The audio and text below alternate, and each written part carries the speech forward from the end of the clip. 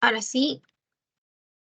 Bueno, chicos, la semana pasada vimos el tema de corazón, pero la primera parte, ¿verdad? Vimos aterosclerosis y también vimos infarto al miocardio y un poco de valvulopatías, pero no lo expliqué mucho porque la verdad es importante, obviamente, pero tiene una importancia más que nada semiológica, ¿ok?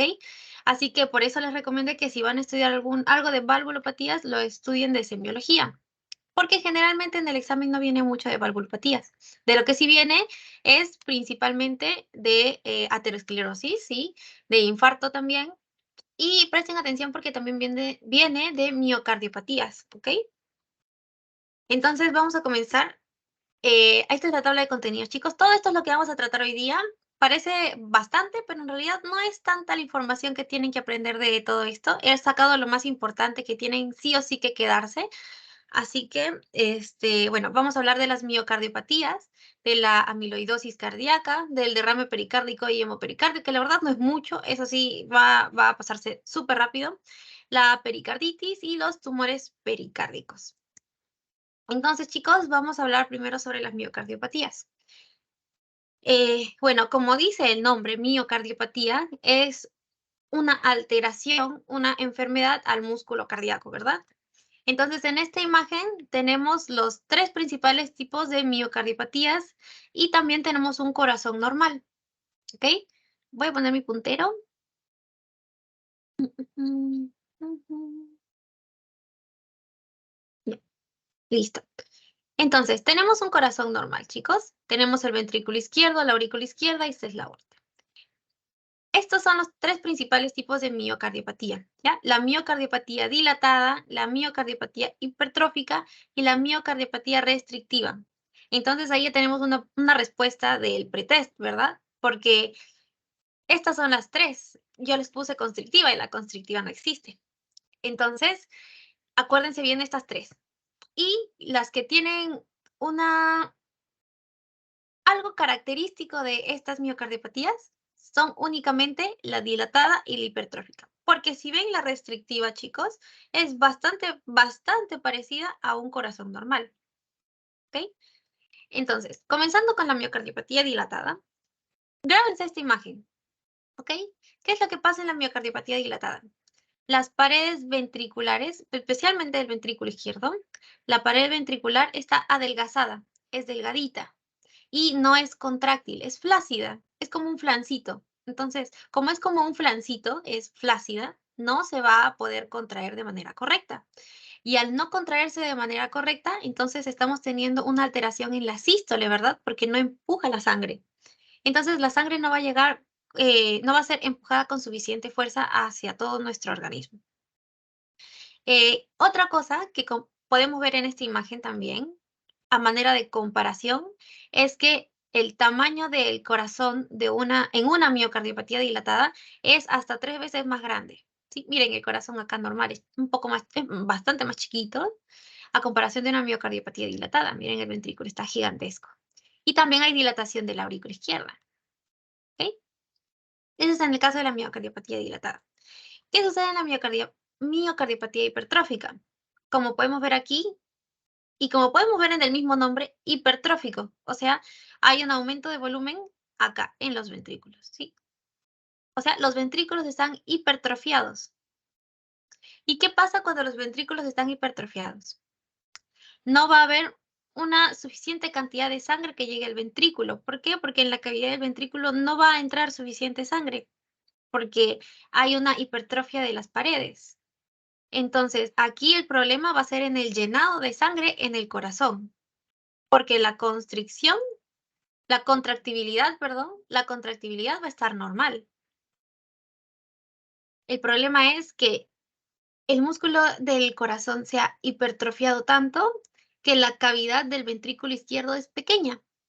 Entonces ya no va a caber suficiente sangre dentro del corazón. Va a bombearse con una fuerza muy buena, pero no va a haber suficiente sangre que se bombee con esa fuerza buena. Entonces, si hacemos el ejercicio de acá, con esta mano, con la mano, tenemos un corazón normal, que es el llenado del ventrículo y la expulsión. El llenado del ventrículo y la expulsión. Ese es en un corazón normal, así y así. ¿Qué pasa en la miocardiopatía dilatada? el corazón se llena y empuja la sangre. Suavecito, o sea, casi no va a empujar sangre. Se llena, empuja suavecito, se llena, empuja suavecito, porque la pared ventricular está flácida, no tiene fuerza y no hay contractibilidad. Bueno, en la miocardiopatía hipertrófica es al revés de la miocardiopatía dilatada. Tenemos el corazón, se llena y se queda así. No se llena tanto, no se hace así, se queda así. Y al momento de expulsar, lo expulsa con fuerza, pero hay muy poca sangre que ha expulsado. Entonces, si hacen ese ejercicio, se van a acordar bastante de lo que es la miocardiopatía dilatada y la miocardiopatía hipertrófica. Ahora, ¿qué es la miocardiopatía restrictiva? La miocardiopatía restrictiva es muy parecida a la miocardiopatía hipertrófica, ¿sí? ¿En qué aspectos? En que la contractilidad no está afectada, ¿sí? Hay igual fuerza contráctil, o sea, igualmente al momento de la sístole va a empujar sangre con suficiente fuerza, va a ser así, fuerte, fuerte, fuerte, fuerte. ¿Qué es lo que pasa?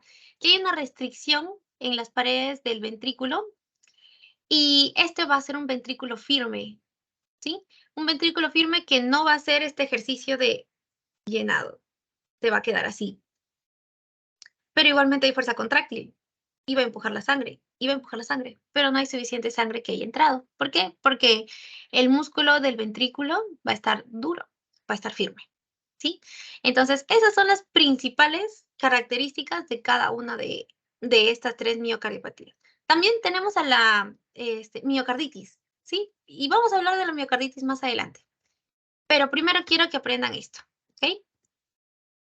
Este cuadro, chicos, este cuadro que vemos aquí, es del libro, ¿sí? Es del Robin Psicotran, que es un libro muy bonito, chicos, léanlo de verdad, ¿ya? Esta tabla de acá, hice un sondeo pequeño y efectivamente, chicos, viene en el examen. Y es importante que al menos se aprendan esta fracción de eyección ventricular, ¿ok? Aquí tenemos todo lo que yo les he dicho, chicos. Igualmente cada uno, vamos a hablar un poquito más de cada uno de las miocardiopatías, un poquito más adelante en las siguientes diapositivas. Así que, bueno, en el caso de la miocardiopatía dilatada, como podemos ver acá, lo principal que se va a ver afectado es la fracción de eyección. ¿Por qué? Porque como mencioné, el ventrículo es flácido, no tiene fuerza contráctil, entonces va a tener una fracción de eyección pequeña. En el caso de este cuadro, menciona que tiene una fracción de eyección de menos del 40%, y voy a hacer énfasis acá. Tiene una fracción de eyección de menos del 40%, a comparación de la hipertrófica y de la restrictiva. Porque miren, aquí está normal, de 50 al 80%, de 45 al 90%, es una fracción de eyección completamente normal porque acuérdense que siempre le va a quedar volumen residual, o sea, no se puede expulsar toda la sangre que al final termina entrando a la cavidad ventricular, ¿ok? Entonces, lo principal de la dilatada es la fracción de eyección menos del 40%. En serio, voy a hacer énfasis en eso. Menos del 40%, por favor, anótenlo o subrayenlo o háganle círculo. La clase ya está subida en nuestro Drive, chicos, así que pueden descargarla y garabatearla como quieran, chicos. Entonces, por favor, otra vez hago énfasis. Fracción de eyección ventricular izquierda menos del 40% en el caso de la dilatada. ¿Por qué razón? Porque el ventrículo o la pared ventricular es flácida y no tiene fuerza contráctil. Aquí está el mecanismo de insuficiencia, ¿no? Deterioro en la contractilidad. Es decir, hay una disfunción sistólica. Acuérdense, la sístole y la diástole, ¿sí? La sístole es la contractilidad. La sístole es esto. Y la diástole es el llenado. Sístole, diástole. Sístole, diástole. Sístole, diástole. ¿Ok? Entonces, en la dilatada hay un problema en la sístole porque no se contrae bien el ventrículo. ¿Ok? Causas de la miocardiopatía dilatada. Es genética en algunos casos, eso es verdad, no en todos, pero en algunos casos sí. Más o menos entre el 30 y 40% de los casos, hasta el 50 diría yo, en el libro también dice creo que hasta el 50, la miocardiopatía dilatada es genética por alteración de algunos genes. ¿Ok? Otras causas son el alcohol, el consumo constante de alcohol y también, bueno, el consumo crónico de alcohol puede generar a largo plazo una miocardiopatía dilatada. Ahora, también hay una causa de miocardiopatía dilatada que es la miocardiopatía periparto, ¿ok? La miocardiopatía periparto se puede registrar a lo largo del embarazo o también puede presentarse después del embarazo. Generalmente no está directamente relacionada con algo en específico, pero muchos lo relacionan, por ejemplo, con hipertensión durante la etapa del embarazo o por infecciones durante el embarazo. Pero bueno, también lo pueden tener en cuenta, ¿no? Como alguna causa de miocardiopatía dilatada. También tenemos a la miocarditis. ¿Ya? La miocarditis, em, eventualmente, o sea, tenemos a una miocarditis aguda y bueno, va a ser ocasionada pues, por el agente que lo tenga que ocasionar. Eh, Va a, entre comillas, curarse esta miocarditis, pero a la larga va a evolucionar y muchas veces evoluciona a una miocardiopatía dilatada también. La hemocromatosis también, un alto depósito de hierro en el corazón, también puede ocasionar una miocardiopatía dilatada. Anemia crónica. Es importante también recordar la doxorubicina. No, es importante para el conocimiento de ustedes, ojo, ¿sí? Que es un agente quimioterápico que también puede generar una miocardiopatía dilatada. La sarcoidosis y también puede ser de origen idiopático, ¿ok? Em, y bueno, la disfunción miocárdica indirecta que causa puede ser una cardiopatía isquémica, valvular, hipertensiva. Y bueno, todo eso es lo que tienen que saber de la miocardiopatía dilatada. Ahora, la miocardiopatía hipertrófica. Como mencionamos, la hipertrófica era por una hipertrofia de las paredes del ventrículo, ¿verdad? Entonces, el problema no va a ser la fracción de eyección, porque como podemos ver aquí está normal la fracción de eyección. ¿Cuál es el problema? La distensibilidad. ¿Por qué? Porque la pared ventricular está hipertrófica y por estar hipertrófica no se distiende bien. Al no distendirse bien, no hay suficiente cantidad de sangre que pueda tomar o que pueda entrar en el ventrículo. ¿Ok? Entonces, aquí en la hipertrófica, la disfunción va a ser diastólica. Va a ser la función, va a haber un deterioro o una disfunción en el llenado, ¿no? Eso quiere decir disfunción diastólica, disfunción en el llenado o en la distensibilidad del músculo cardíaco. ¿Por qué? Porque la hipertrófica, recuerden, es una hipertrofia de los ventrículos, de las paredes ventriculares, de las paredes ventriculares. Ahora, es importante, chicos, aquí que recuerden que la hipertrófica en el 100% de los casos es genética, ¿sí? Es genética porque en el 100% de los casos hay alteración en los genes del sarcómero, ¿ok? Puede ser causada también por la ataxia de Friedrich, y bueno, también en lactantes de madres diabéticas, pero la principal causa y la más importante, acuérdense, es la genética, en el 100% de los casos, ¿sí? La hipertrófica es genética en el 100% de los casos, a diferencia de la dilatada, porque la dilatada es genética entre el 30 y 50% de los casos, ¿ok?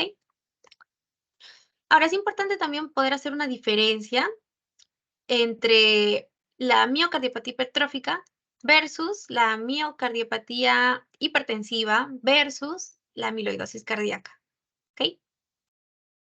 Eso está tal cual en el libro, chicos. Si quieren lo pueden chequear, si no, no, pero se los estoy diciendo para que también lo tengan en cuenta. Y ahora también tenemos a la miocardiopatía restrictiva, que realmente es bastante parecida a la hipertrófica, porque no hay una alteración en la fracción de eyección, como podemos ver aquí. Está normal, está completamente normal, ¿sí? El problema es, al igual que en la hipertrófica, en la distensibilidad, pero no es porque haya hipertrofia de las paredes ventriculares en el caso de la restrictiva. En el caso de la restrictiva es porque las paredes son duras, son firmes, entonces no pueden distendirse de una buena manera, entonces no hay suficiente sangre que pueda entrar en la cavidad ventricular, entonces va a haber una disfunción en el llenado, una disfunción diastólica. Causas, en realidad, generalmente es idiopática, pero puede ser también por una amiloidosis o por una fibrosis que es inducida por radiación.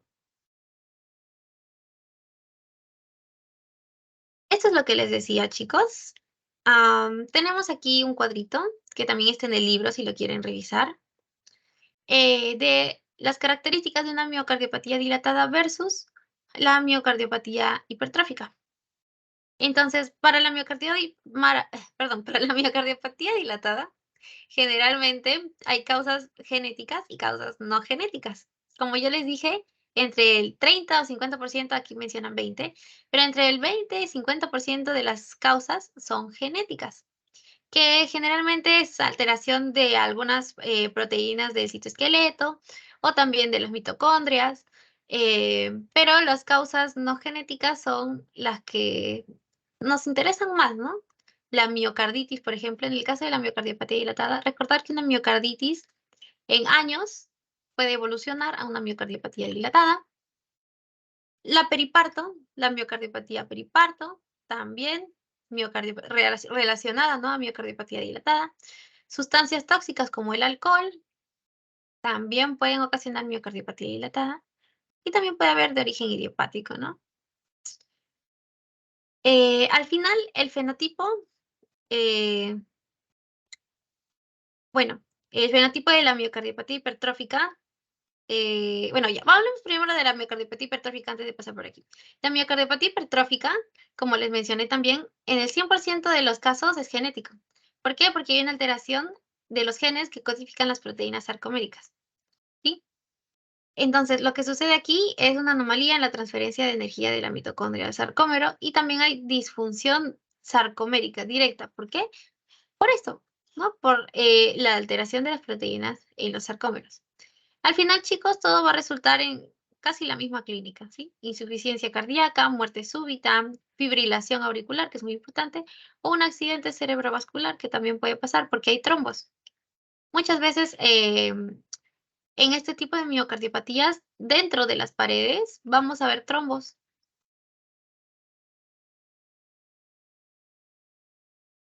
Ahora sí vamos a hablar específicamente de cada uno de ellos, chicos, y de su macroscopía y de su microscopía, ¿ok?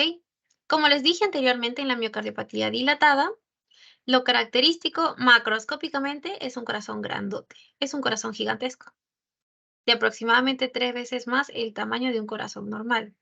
¿Qué otra cosa llamativa tenemos aquí? Las paredes ventriculares, miren. Miren las paredes ventriculares. Delgadísimas, delgadísimas. Entonces, al ser delgadas no tienen fuerza, y al no tener fuerza no se contraen bien, y al no contraerse bien no empujan con la suficiente fuerza la sangre que hay dentro del ventrículo, porque el ventrículo puede llenarse bastante. Como podemos ver, aquí hay una dilatación ventricular gigantesca, pero no hay suficiente fuerza para empujar toda esa sangre. Ahora, no solamente vemos acá una distensión o un aumento de la cavidad debido a la dilatación en el caso del ventrículo izquierdo, sino también vemos acá en el ventrículo derecho, acá en la aurícula derecha. ¿Ok? Entonces, eso es con respecto a la macroscopía. Ojo, en la miocardiopatía dilatada, no solamente el tamaño está alterado, el peso también.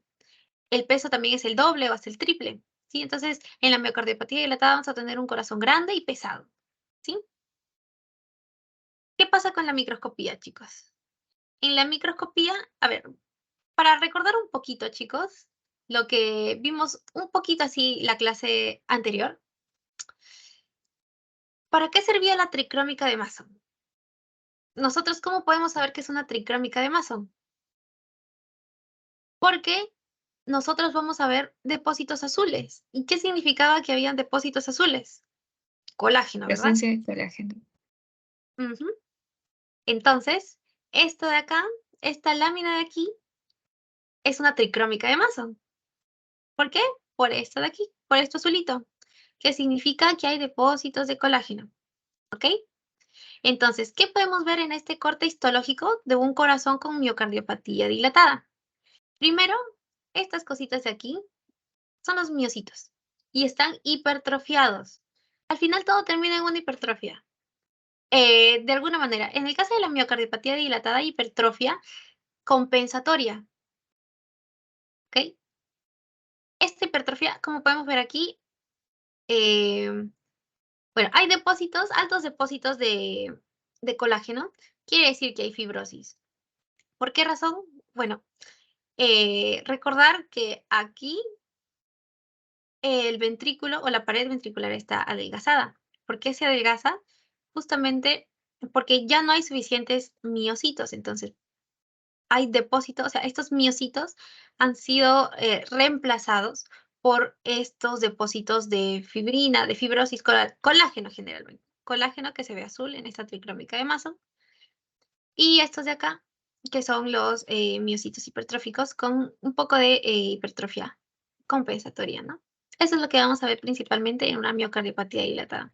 Y grábense esta imagen, miocitos hipertróficos con depósito de colágeno, con depósitos azulitos, ¿sí?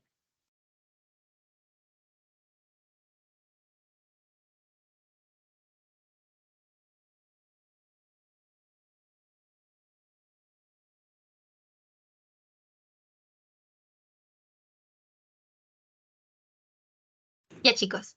Es importante que recuerden la miocardiopatía de Takotsubo, ¿sí?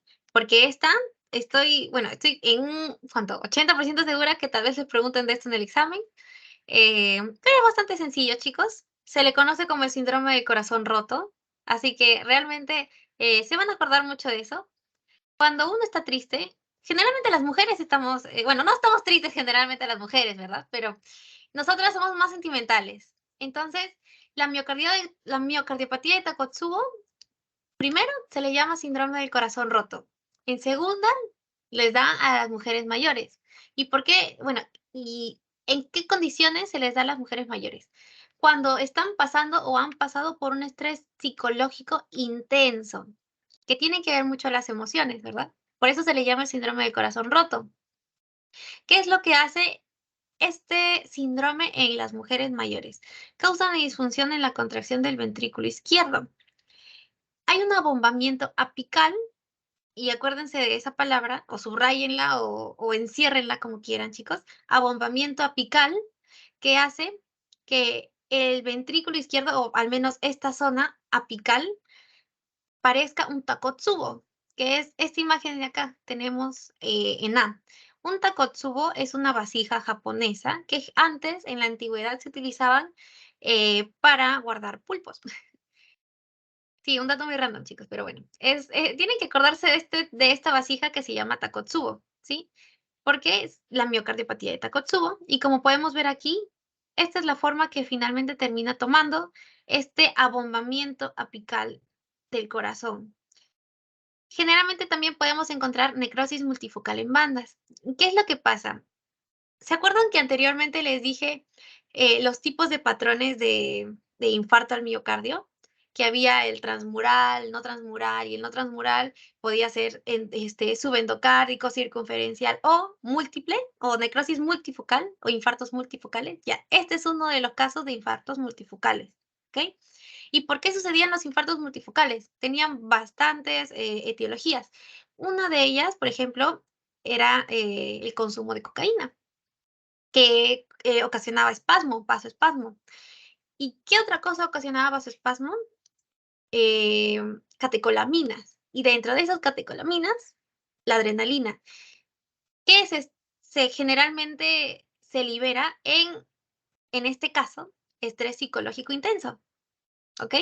Entonces, ese aumento de las catecolaminas, en este caso, pues, bueno, en muchos casos de la adrenalina, ese aumento va a ocasionar necrosis, bueno, primero vasoespasmo, y ese vasoespasmo va a generar una necrosis multifocal en bandas.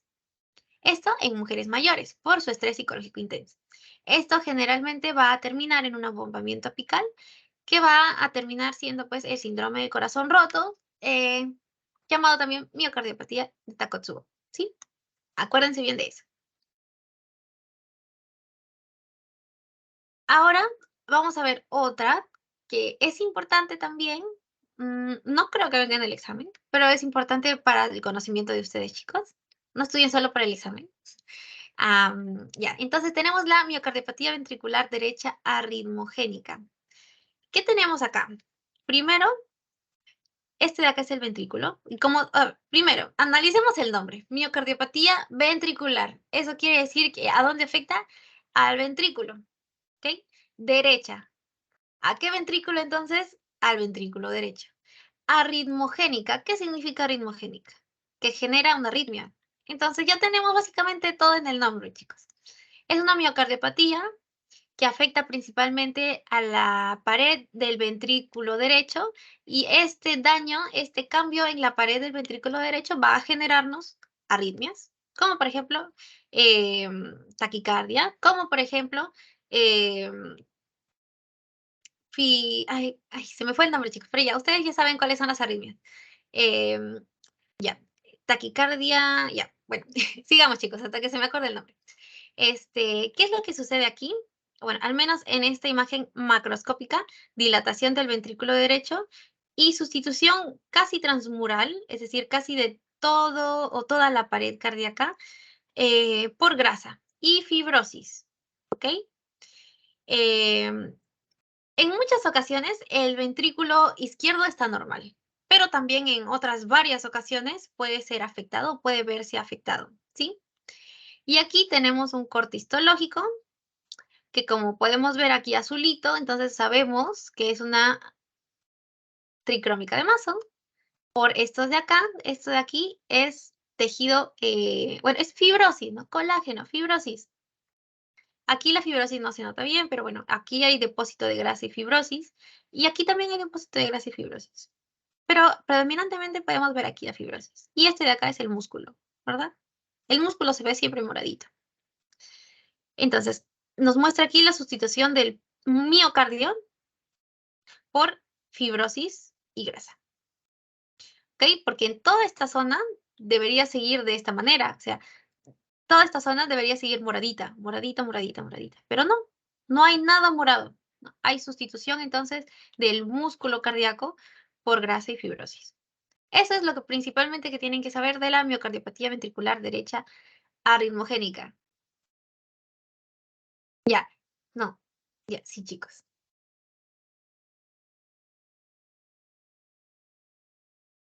Ya, sigamos entonces. Y ya, tenemos entonces a la miocardiopatía hipertrófica. Ya, la miocardiopatía hipertrófica, como les mencioné anteriormente, era una hipertrofia de las paredes de los ventrículos, ¿verdad? Como podemos ver aquí, chicos, miren. Los ventrículos obviamente no se ven así, ¿verdad? No, normalmente no deben verse así. Están gruesos, muy gruesos. Este tabique interventricular característicamente es más grueso que el de la pared ventricular, netamente izquierda, ¿ok? Acuérdense eso.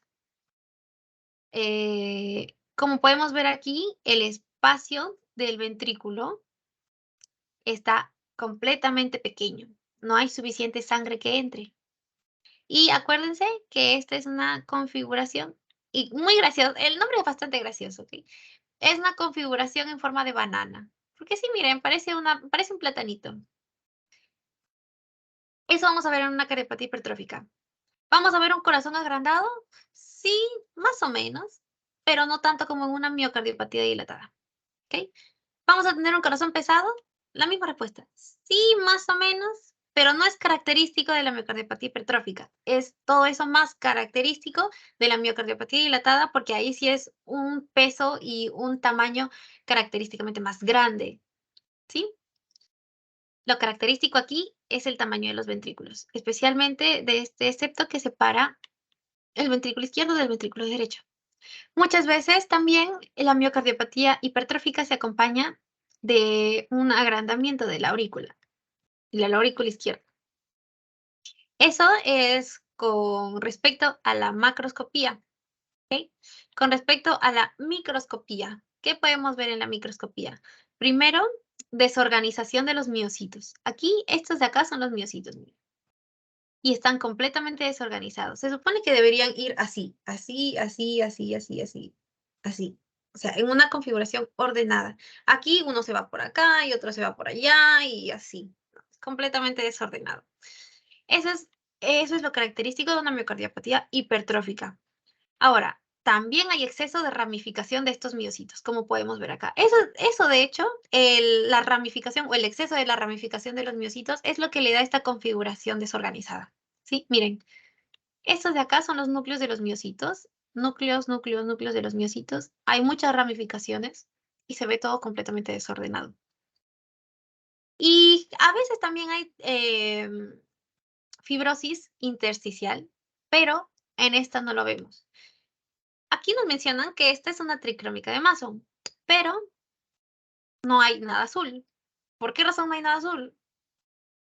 Porque, porque la microscopía está bastante aumentada. O sea, es un aumento bastante grande. Entonces, si no se ve toda la muestra, no se va a poder observar la parte fibrótica. Entonces, aquí no se está viendo la parte fibrótica, por eso no hay nada azul. Pero eso no quita que no sea una tricrómica de Mason, porque es una tricrómica de Mason. ¿Ok? Seguimos. Y ahora sí, chicos, la miocardiopatía restrictiva, que es la que vimos también en el cuadrito, como ya mencioné, acá hay una comparación entre la miocardiopatía hipertrófica y la miocardiopatía restrictiva. Semejanzas sí, diferencias también, ¿sí? Principalmente las paredes ventriculares, ¿sí? Acá no están hipertrofiadas, aquí sí, en la hipertrófica están hipertrofiadas, en la restrictiva no. Ahora, la restrictiva, como ya mencioné, tiene paredes firmes que van a evitar la distensibilidad del ventrículo. Y es por eso que no se va a llenar la sangre completamente. Es importante, chicos, también tener en cuenta otros tipos de miocardiopatía restrictiva, que son estos tres, ¿ya? La fibrosis endomiocárdica, la endomiocarditis de Lofer y la fibroelastosis endocárdica. Tienen nombres muy difíciles, chicos, pero yo les voy a enseñar cómo aprendérselos al toque y facilito. ¿Ok? Fibrosis endomiocárdica. Ahí está todo el nombre, chicos. Lo único que tienen que acordarse es qué causa y en quiénes lo causa. La fibrosis endomiocárdica generalmente se da en África, en niños y adultos jóvenes. O sea, menores de 18 años, ¿ok? Niños y adultos jóvenes. Bueno, los adultos jóvenes son a partir de los 19 años, o sea, son niños y adultos jóvenes son hasta los 30 años, entonces más o menos esa es los años de referencia para la fibrosis endomiocárdica, en quienes se da más comúnmente, ¿no? Ahora, como dice su nombre, es fibrosis en el endocardio. Endomiocárdica. Fibrosis en el endocardio, chicos, y principalmente ventricular, ¿sí? ¿Y qué es lo que sucede? Disminuye la distensibilidad debido a esta fibrosis. La fibrosis, tanto en el endocardio como en el subendocardio, hace que las paredes ventriculares sean más duras, más firmes. Y entonces, por esa razón, la distensibilidad, o sea, la diástole, al momento de llenarse la sangre, se ve afectada. Eso es lo único que tienen que saber de fibrosis endomiocárdica. Fácil, sencillo, chicos. Endomiocarditis de Lofer. Hay dos cosas importantes que tienen que acordarse sí o sí de la endomiocarditis de Lofer. No sé si les preguntan, pero sí o sí se lo tienen que acordar, ¿ok? Primero, fibrosis, como dicen en el nombre, endomiocárdica. ¿Sí? Fibrosis. Hay formación de trombos murales, fibrosis, formación de trombos murales y eosinofilia. Tenemos los tres, tenemos endomiocarditis de Lofer. La eosinofilia puede ser periférica y también puede haber infiltrado eosinofílico en diversos órganos. ¿Ok? Acuérdense, eosinófilos, fibrosis, trombos murales. Los tres, endomiocarditis de Lofer. Fibroelastosis endocárdica, ¿sí? Tenemos en este caso, en el caso de la fibroelastosis endocárdica, un engrosamiento fibroelástico, como dice el nombre, en el endocardio del ventrículo izquierdo. Acuérdense que casi siempre es en el ventrículo izquierdo, ¿ok? Es generalmente frecuente en los pacientes hasta los 2 años, es decir, en los 2 primeros años de vida, y a veces se asocia a anomalías cardíacas congénitas también.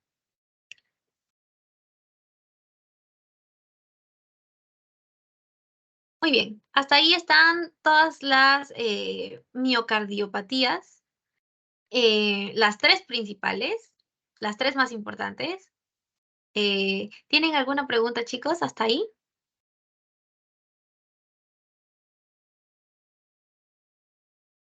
Ya, chicos, si no tienen ninguna pregunta, entonces vamos a continuar con la miocarditis. A ver.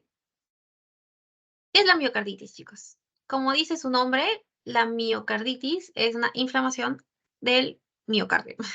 Es muy fácil, muy sencillo. ¿Cuáles son sus principales causas, chicos? Esto me parece que también vino en el paso, en el pretest que les puse, que les propuse, ¿sí? La principal causa de miocarditis es, primero, es de origen viral, ¿sí?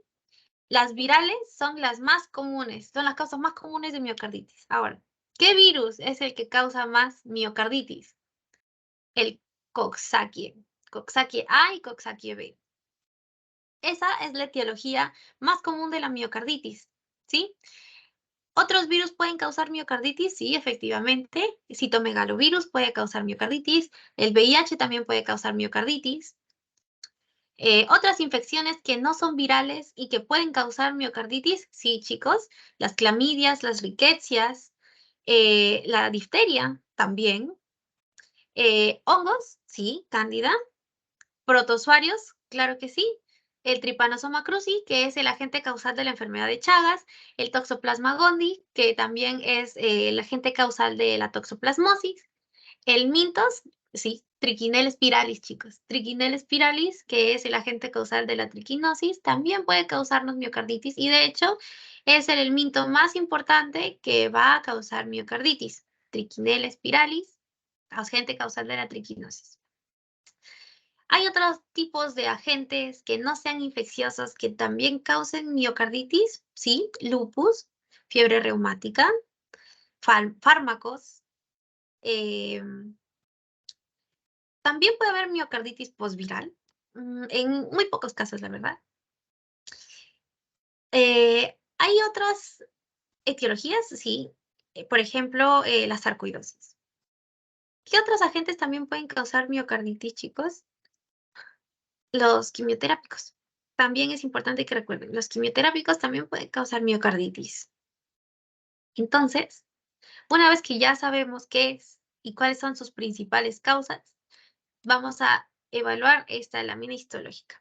Lo principal de una miocarditis va a ser el infiltrado inflamatorio intersticial. Miocarditis, itis, ya sabemos que es inflamación. Entonces, vamos a ver obviamente un infiltrado inflamatorio intersticial. Todos estos puntitos moraditos, chicos, es el infiltrado inflamatorio, que generalmente es a predominio linfocítico. Es mononuclear, es infiltrado difuso mononuclear, que es predominantemente linfocítico. Y también vamos a ver necrosis miocítica focal. ¿Qué significa esto? Que algunos miocitos van a morirse, van a necrosarse, pero no se van a necrosar en conjunto. Ah, no, sí, perdón, no es multifocal, es focal. Entonces sí se van a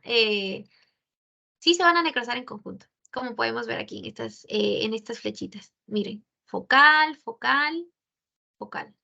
Estas son las tres cosas principales que deben acordarse de la miocarditis. Uno, infiltrado inflamatorio intersticial, necrosis miocítica focal y un infiltrado predominio linfocitario. Tenemos otros tipos de miocarditis, chicos. Esa era la miocarditis que generalmente se ve, ¿ok? Pero hay tres tipos de miocarditis que es importante que sepan. Que primero, la miocarditis por hipersensibilidad, después la miocarditis de células gigantes y la miocarditis causada por la enfermedad de Chagas, ¿ok? La miocarditis por hipersensibilidad es sencillísima, chicos. Vamos a ver también infiltrado inflamatorio intersticial, pero esta vez ya no a predominio linfocitario, esta vez a predominio de eosinófilos, porque es hipersensibilidad. ¿Y qué células se encargan de procesos de hipersensibilidad? Efectivamente, chicos, los eosinófilos. Entonces, ¿qué localización van a tener estos eosinófilos? Perivascular. Eso es lo que tiene, eso es así de fácil, chicos. ¿Se acuerdan de la miocarditis por hipersensibilidad? Uno, lo que vemos generalmente en la miocarditis, infiltrado inflamatorio, a predominio de eosinófilos perivascular. Este es el vaso. ¿En dónde se van a localizar en los eosinófilos? Aquí, no. Aquí, tampoco. Aquí, en esta zona de acá. Perivascular. ¿Ok? Eso es todo por la miocarditis por hipersensibilidad. ¿Qué otra cosa tenemos? La miocarditis de células gigantes, ¿sí? Esta también es relativamente sencilla, chicos, porque se caracteriza por las células gigantes. ¿Cuáles son las células gigantes? Acá, por ejemplo, tenemos una.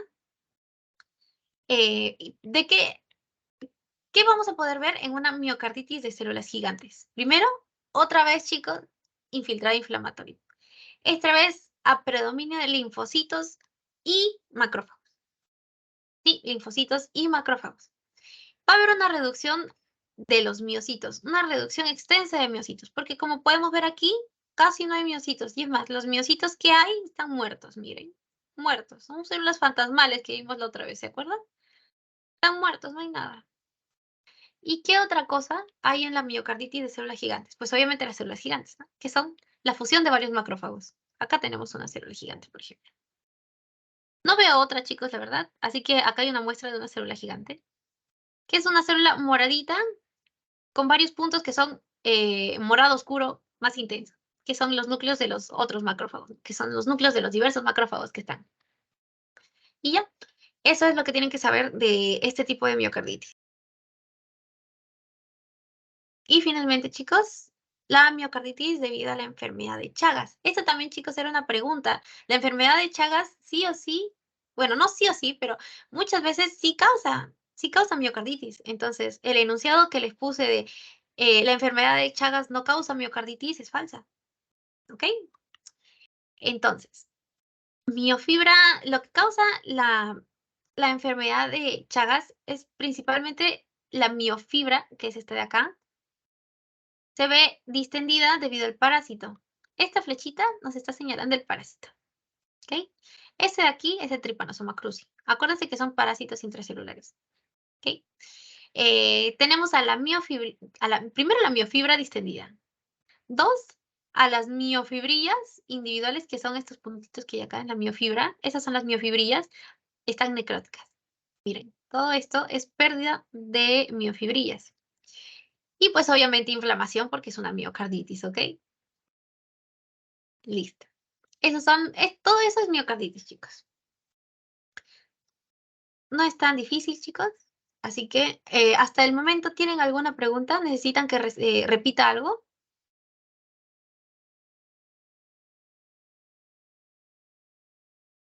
¿No? Ok. Entonces vamos a seguir con la amiloidosis. Ya, chicos, ustedes deben dominar la amiloidosis porque es sencillo, es fácil, pero igualmente les voy a hacer recordar, ¿ok? Entonces, ¿qué es la amiloidosis, chicos? Es el depósito de amiloide, ¿verdad? El depósito de amiloide extracelular. ¿Ok? En este caso, de las fibras estriadas, no lisas. Ahí era una pregunta trampita, ¿sí? De las fibras estriadas, porque sí es depósito de amiloide, pero de fibras, o sea, por fuera de las fibras estriadas, no lisas, ¿ya? Entonces, acá hay algo importante que necesito que sepan, chicos, porque es básico que sepan al momento de leer o interpretar una lámina histológica, ¿sí? Y es el término basófilo y eosinófilo. Muchas veces hay una confusión, porque cuando leen el libro de Robin Psicotran, van a ver muchas veces ese término, ¿no? Tiene coloración basófila o coloración eosinófila, característica basófila eosinófila. No se están refiriendo a las células, por si acaso, ¿ok? No se están refiriendo a las células basófilo o eosinófilo, no, sino que son dos colores distintos, ¿ok? Cuando se refieren a coloración eosinófila o características eosinófilas, quiere decir que es rosado claro, como por ejemplo el amiloide. Sí, los depósitos de amiloide en una tinción normal con hematoxilina y eosina, vamos a poder ver un material rosado amorfo, ¿no? Como podemos observar acá, material rosado amorfo eh, alrededor de los miocitos. Y es característicamente eosinófilo, todo esto de acá. Eosinófilo, porque ven acá, es rosadito claro. Eso significa eosinófilo, rosadito claro. Todo esto de acá que está rodeando a todas las fibras de los miocitos, a todos los miocitos, perdón, eso es amiloide. ¿Y qué significa entonces cuando nos dicen que algo es basófilo? No es la célula, sino que es lo contrario a eosinófilo, oscuro. Un ejemplo de basófilo, de una estructura basófila, aquí por ejemplo, los núcleos de las células. Los núcleos de las células son basófilos. ¿Ok? Hay un contraste bastante marcado. Listo. Entonces, sabemos eso. Ya tenemos casi todas las láminas descritas. ¿Ok? Entonces, regresando aquí a la amiloidosis cardíaca. Generalmente, ya sabemos, es de origen idiopático. El depósito de amiloide puede ser a nivel general en diversos órganos o puede ser solamente en el corazón. Acá estamos viendo solamente en el corazón. Y otra cosa que es importante que sepan en el caso de la amiloidosis es el tipo de tinción que se utiliza para poder observar bien el amiloide. Primero vamos a utilizar la tinción de rojo Congo. Esa es la más importante, esa es la que se utiliza para la amiloidosis. La tinción de rojo Congo. ¿Cómo hacemos? Hay dos tipos de formas de ver la tinción. Uno es sin la luz polarizada y otro es con la luz polarizada. Y esta de acá, que tenemos aquí, es con la birrefringencia de la luz polarizada. Es birrefringencia, ¿ok? Birrefringencia de la luz polarizada. ¿Y de qué color se ve? ¿De qué color se ve? Y acuérdense, color verde manzana, ¿sí? Sea por luz polarizada, bajo la luz polarizada o sin la luz polarizada, siempre se va a ver color verde manzana. Por ahí me decían que anteriormente creían que como era tinción de rojo Congo, entonces las estructuras se iban a ver de color rojo, pero no, ¿ok? Tinción rojo Congo se ve a la luz polarizada de color verde manzana para la amiloidosis cardíaca. Eso es lo único que tienen que saber de la amiloidosis, chicos.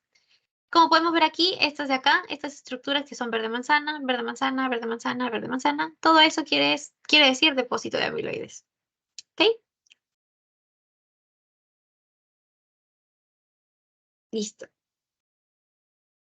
Entonces, vamos a pasar a derrame pericárdico y hemopericardio, chicos. Esto es bastante sencillo, lo vamos a hacer al toque. Nosotros ya sabemos qué es el pericardio, así que no hay necesidad de decir qué es el pericardio. Lo que sí es importante establecer algunos parámetros importantes normales, que es el contenido normal de un saco pericárdico, que es de 50 mililitros, y las características del líquido pericárdico, que es acuoso y translúcido. Algunas veces puede ser de color pajizo. ¿Qué significa color pajizo? Color amarillento, ¿ok? Pero generalmente es translúcido, ¿sí? Translúcido.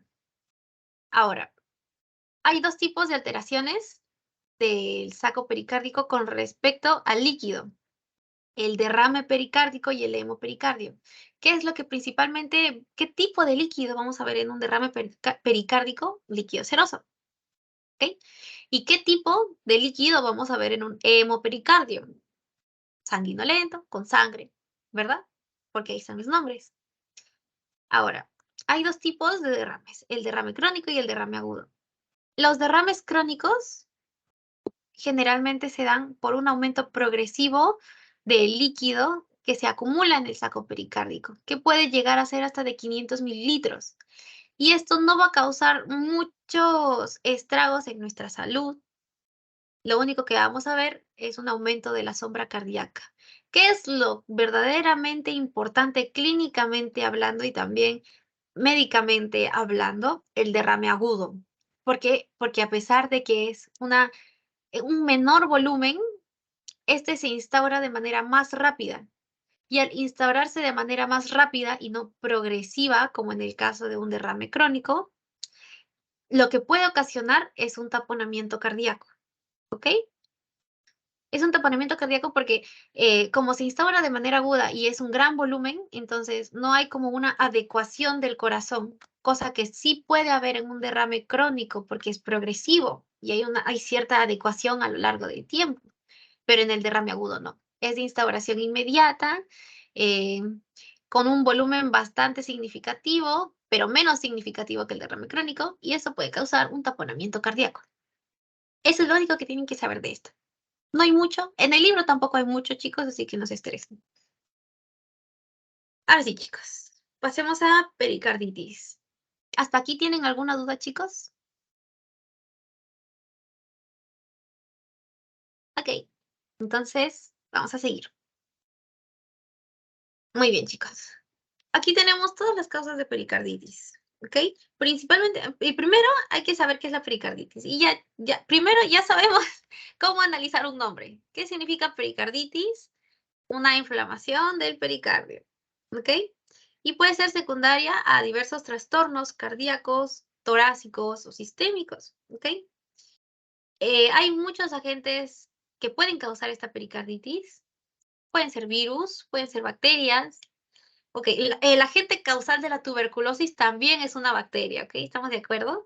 Pero aquí lo ponen como uno diferente porque estos son los diferentes tipos de pericarditis que ya vamos a ver. También puede ser causado por hongos y también por ciertos parásitos.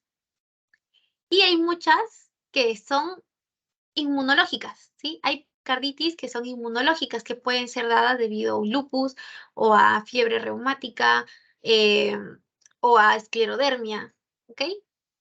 Y también pueden ser, a veces, por infarto del miocardio o por uremia o por una extensión de una neoplasia, ¿ok? También puede ser por radiación. Esas son las principales causas de pericarditis. Ahora vamos a ver cuáles son los tipos de pericarditis. Y aquí están, chicos.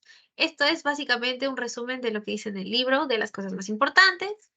Entonces, según el libro y según algunos artículos que he podido revisar, eh, la pericarditis más frecuente es la fibrinosa y la serofibrinosa. ¿Ok? Acuérdense de eso. ¿Cuál es la más frecuente? La fibrinosa. Primero, son 5 tipos, ¿sí? La serosa, la fibrinosa o serofibrinosa, la purulenta o supurativa, la hemorrágica y la caseosa, ¿ok? Comencemos entonces por la serosa, ¿sí? Eh, Principalmente se da por enfermedades inflamatorias, más no infecciosas. Inflamatorias, no infecciosas. Ejemplos, autoinmunes, lo que estábamos diciendo anteriormente, lupus, esclerodermia, fiebre reumática, todas esas van a causar una pericarditis serosa, ¿sí? Puede causarse en algunos casos por infección de tejidos contiguos, ¿ok? Por ejemplo, una miocarditis, por ejemplo, una enfermedad, una infección mediastinal, una infección generalizada pulmonar, hasta una neumonía lobar puede causar una serosa, miren. ¿Ok? Pero eso es en la minoría de los casos. Y también puede ser por infecciones víricas. Ahí se da pues la miopericarditis. Pero tampoco es común. Lo más común que una pericarditis serosa, enfermedades inflamatorias no infecciosas, lupus, fiebre reumática, esclerodermia, principalmente. ¿Ok? Ahora pasemos a la fibrinosa y serofibrinosa. Ahí sí podemos decir, esa es la más frecuente, ¿sí?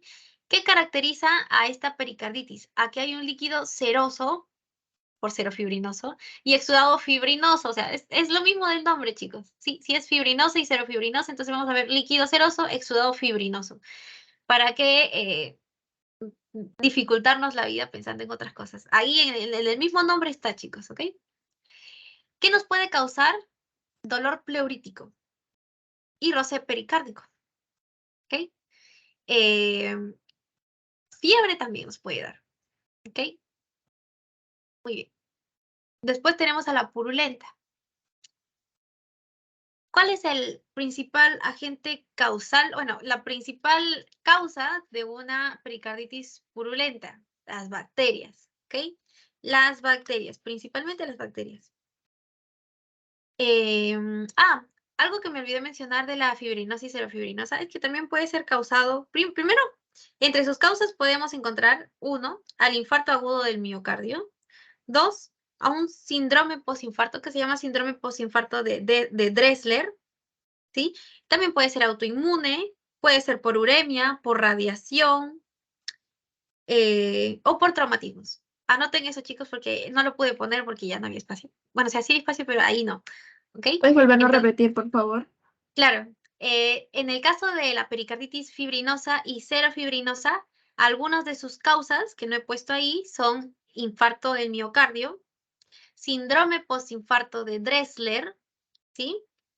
Pueden ser también de origen autoinmune, en el caso de lupus, fiebre reumática, pueden ser causadas por radiación también, pueden ser causadas por uremia, y también por traumatismos.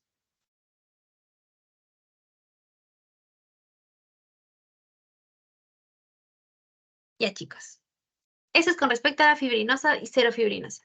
Regresando a la purulenta, como les mencioné, principalmente de causa bacteriana, puede darse por una extensión directa de infecciones próximas, ejemplo, neumonías, ejemplos, miocarditis, o también puede darse por una diseminación sanguínea de alguna infección que tengamos en nuestro organismo, ¿ok? Esa es la purulenta. La hemorrágica se da principalmente por tuberculosis, ¿ok? Y como ya mencioné, la tuberculosis, el agente causante de la tuberculosis también es una bacteria, ¿sí? Pero vamos a tomarlo como dos entes un poco diferentes debido a que causan dos tipos diferentes de pericarditis, ¿ok?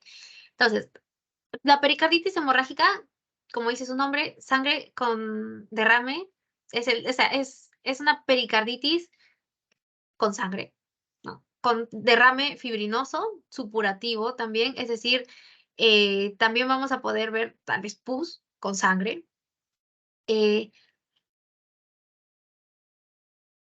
Perdón, chicos, en la hemorrágica, como les mencioné, lo más importante y lo más principal, por tuberculosis, sí, no es muy común. La que es por tuberculosis, ya la vamos a ver después, que es la única que queda. La hemorrágica se da principalmente por una extensión de una neoplasia maligna, ¿ok? Ahí está igualmente, aquí está anotado en esta diapositiva, pero sí, la pericarditis hemorrágica se da por extensión de una neoplasia maligna. También se da por infecciones bacterianas, pero no es muy común. Ahora sí, en el caso de la gaseosa, como nosotros ya hemos visto patología 1, sabemos que lo característico de una tuberculosis, al menos según la lámina histológica, son los granulomas gaseosos, ¿verdad? Con necrosis gaseosa. Entonces, de ahí podemos sacar, ¿no? Si es una pericarditis gaseosa, el principal agente va a ser Mycobacterium tuberculosis, o sea, de origen tuberculoso.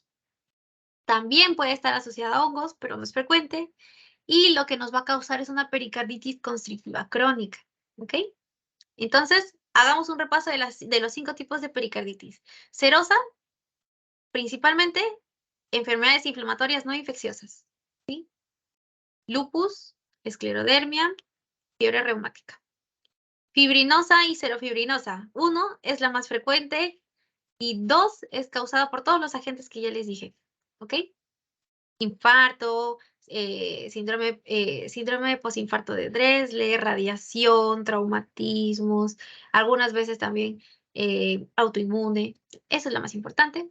De la purulenta es bacteriana, puede haber extensión directa de infecciones próximas, hemorrágica por la extensión de una neoplasia maligna y gaseosa, principalmente de origen tuberculoso. Eso es lo importante, chicos. Muy bien. Eso es con respecto a pericarditis. Ya, aquí hay una imagen, bueno, son dos imágenes, ¿sí? Hay dos tipos de pericarditis aparte de esas. Primero es la pericarditis aguda, que son todas las causas anteriormente que vimos, excepto la gaseosa. Bueno, la gaseosa sí, pero la gaseosa también puede ser una constrictiva crónica. Y, bueno, tenemos la aguda, que es esta de acá, y la crónica, que es esta de acá. ¿Qué es lo que nos caracteriza la aguda? En este caso, exudado, que puede ser, bueno, en este caso, en esta imagen, acá no se ve por este pequeño banner que está acá, pero aquí hay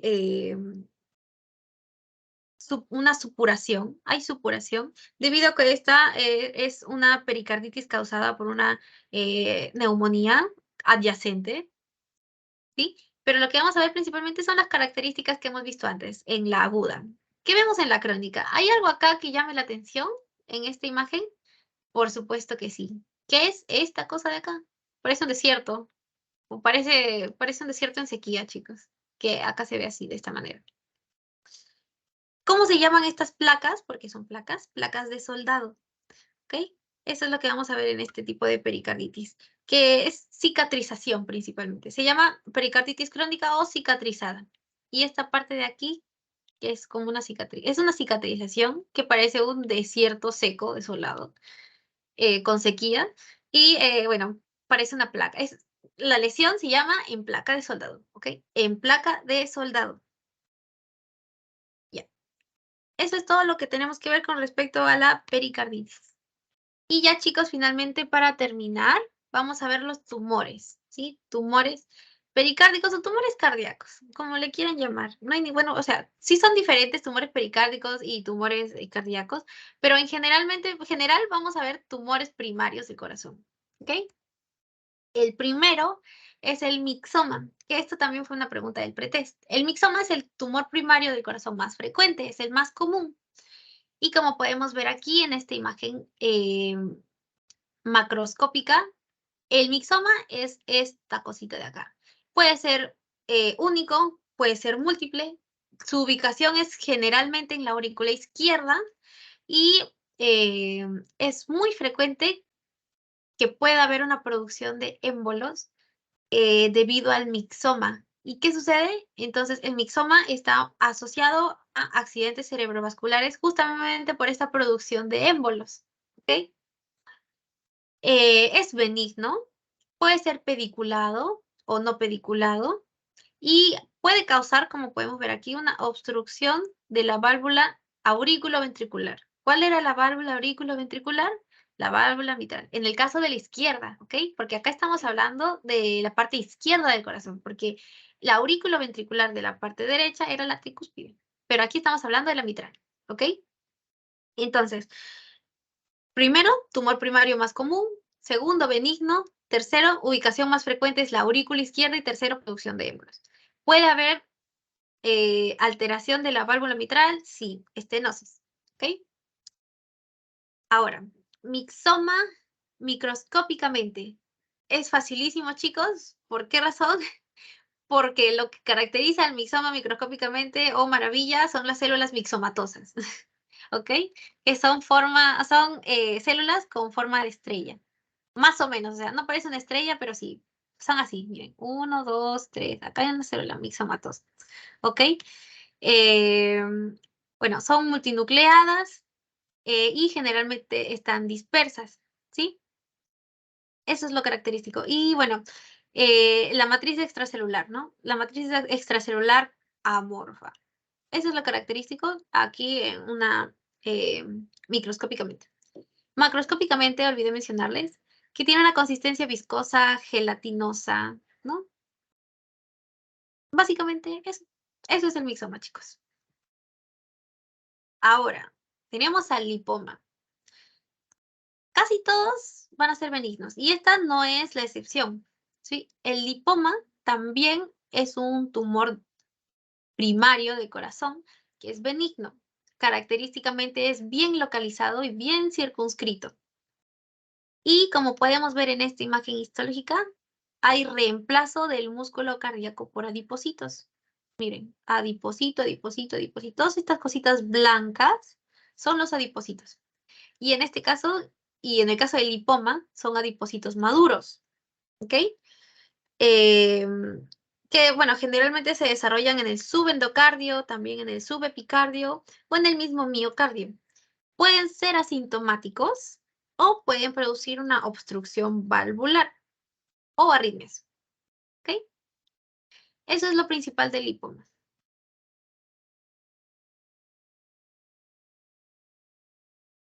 Ahora, tenemos al perdón, iba a decir sarcoma, no, es rhabdomioma. ¿Sí? ¿Qué es el rhabdomioma? Bueno, lo primero que tenemos que saber es que se da principalmente en edad pediátrica. Sí, es mucho más frecuente en edad pediátrica. O sea, si les preguntan, ¿el rhabdomioma en qué edad es más frecuente? Edad pediátrica. ¿Ok? Puede dar síntomas de oclusión valvular.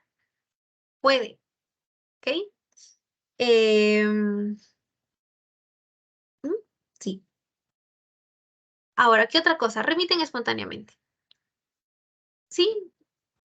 Y lo que vamos a poder ver característicamente en las láminas histológicas de un rhabdomioma es que los miocitos, estos de aquí están grandes, como podemos ver acá, miocitos grandes, y citoplasmas en tiras, con forma de araña. Acá tenemos las formitas de araña, por acá también, en formitas de araña. Y eso es todo lo que tiene, o sea, eso es con respecto al Rabdomyosarcoma. La parte genética, porque sí, chicos, tiene parte genética, no es necesario que la sepan, ¿ok? Otra cosa es que el radiomioma, como ya mencioné, remite espontáneamente, por lo que generalmente se considera un amartoma más que una neoplasia verdadera, ¿ok? Y ya, eso es con respecto al rabdomioma. Y finalmente tenemos a estos dos tumores, al fibroelastoma papilar y al sarcoma, ¿sí? Con respecto al fibroelastoma papilar, como podemos ver aquí, parece una anémona marina. Tiene una forma bien bonita, ¿sí? Y se localiza en las válvulas cardíacas. Es bastante inhabitual encontrar un fibroelastoma papilar, pero es importante saber que es una neoplasia benigna. De todos los tumores que hemos visto, el único maligno es este de acá, el sarcoma. El sarcoma es el único maligno y se da en edad pediátrica y también puede darse en adultos mayores, es decir, en los dos extremos de la vida, ¿no? En los niños y en los ancianos. Eh, Ejemplos de sarcomas, angiosarcomas, eh, otros sarcomas cardíacos no se distinguen ni clínica ni morfológicamente tampoco, entonces tampoco requieren muchos comentarios, al menos en este contexto. Pero bueno, eso es todo, chicos. ¿Tienen alguna duda? Por ahora la sesión queda aquí, chicos. Eso era todo por el día de hoy. Básicamente, probablemente todo esto también se los expliquen en su sesión de clase. Acuérdense que yo les estoy dando un resumen, y principalmente del libro, porque yo sé que muchos tienen miedo eh, porque a veces los profesores meten miedo diciendo, va a venir del libro, va a venir del libro. Y chicos, la verdad es que en patología sí viene del libro, pero tampoco es para que se asusten, ¿sí? Es un libro, principalmente las clases que dan los profesores, todo es del libro. Así que si no leen el libro, no va a haber mucha diferencia, salvo que quieran puntuar en algunas cosas. Igualmente es importante leer el libro, pero no va a haber mucha diferencia porque las clases que dictan los doctores son del libro, en muchas ocasiones. Que yo recuerde, en muchas ocasiones. No siempre, pero sí, casi siempre las clases son de libro. Igualmente yo voy a estar haciendo mis clases de libro, por si quieren venir sabiendo algo, para el pretest, para el posttest, o si tienen alguna duda que quieran preguntar, aquí voy a estar, chicos. Igualmente, la clase, como ya les mencioné, el día de hoy fue de libro, así que si tienen alguna duda, alguna consulta, pueden hacerla, chicos. ¿Tienen alguna duda?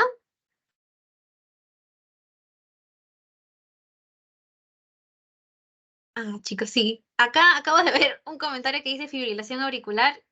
Y sí, era fibrilación, pero no fibrilación auricular, era fibrilación ventricular. ¿En qué casos? En este de acá. Ah, aquí. ¿Se acuerdan que se me fue la palabra? Ya, aquí otra arritmia que podía causar era fibrilación, sí, pero estamos hablando de ventrículo. Entonces aquí era fibrilación ventricular, ¿ok? Y ahora sí. Ya, chicos. ¿Tienen alguna duda, alguna consulta?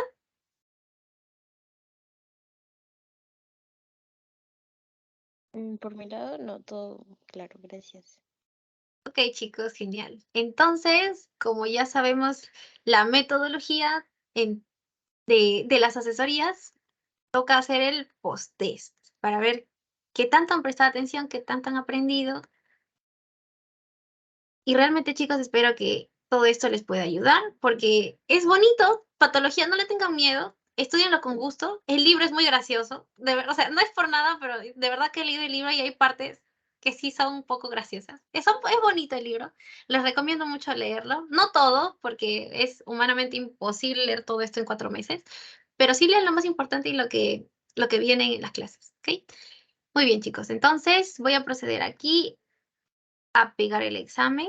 Quiero ver a qué hora lo programé porque no me acuerdo. Ah, genial, ya, a las 11:30. Ya, chicos.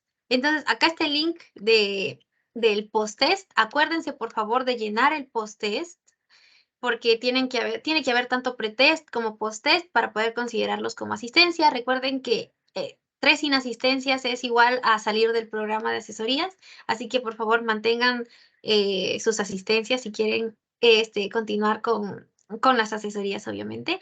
Y bueno, chicos, eso es todo por el día de hoy. Los dejo desarrollando su post-test. ¿Ok?